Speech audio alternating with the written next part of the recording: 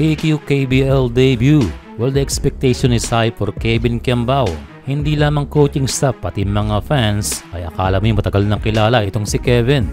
Well, the Sono Sky Gunners need a savior at itong ating kabayan ang kanilang inaasahan. Patagyan hindi naman kayang buhati ni Kiambao mag-isa ang team.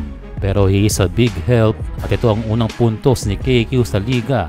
Pasok ang unang attempt sa 3. Well, parang champion agad ang nangyari. In a way, this is a good sign para kay Kiambao dahil suportado siya ng kanyang paligid. Although medyo nangangapapa katulad nito. At eventually, makaka-adapt din itong si Kiambao.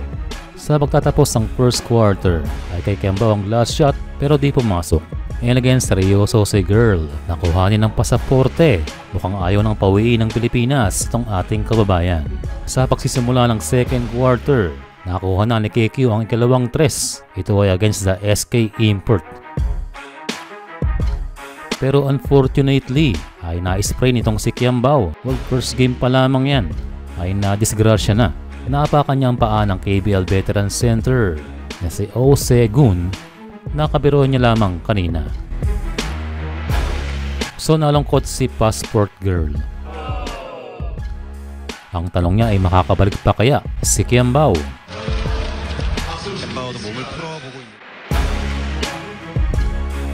Pero nabuhayan ng stadium nang makita si KQ na pinapagpag ang ankle sprain at parang nagpalit pa ng sapatos. But again, accidents happen. Nadurog ang mga puso na naghihintay sa paglalaro nitong ating kababayan. But still a good impression. Alam ng mga tao ang kakayanan nitong si KQ. Ang mahalaga ay nakapagsuot na siya sa team. He has time to rest and to learn the system. Yan again kung nakalungkot ang mga Korean fans ng Sono Sky Gunners. Gayon din siyempre ang mga Pinoy. Sa ngayon ng balita mula sa Sono official, sa tingin niya hindi naman daw ganun kalala ang pag-twist ng ankle ni KQ. Sa katunayan ay meron pang balak bumalik ng laro itong ating kababayan.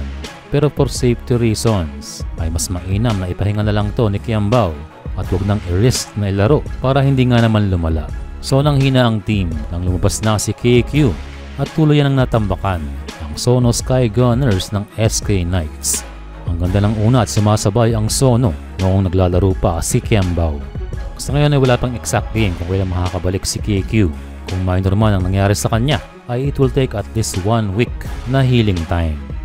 And another update, para makasigurado ay ipapacheck na rin sa hospital itong si KQ ayon sa kanilang coach. And again, get well soon para dito kay Kiambao. Ang mahalaga ay naipakita niya kahit patikim lamang ang kanyang laro sa Korean Basketball League.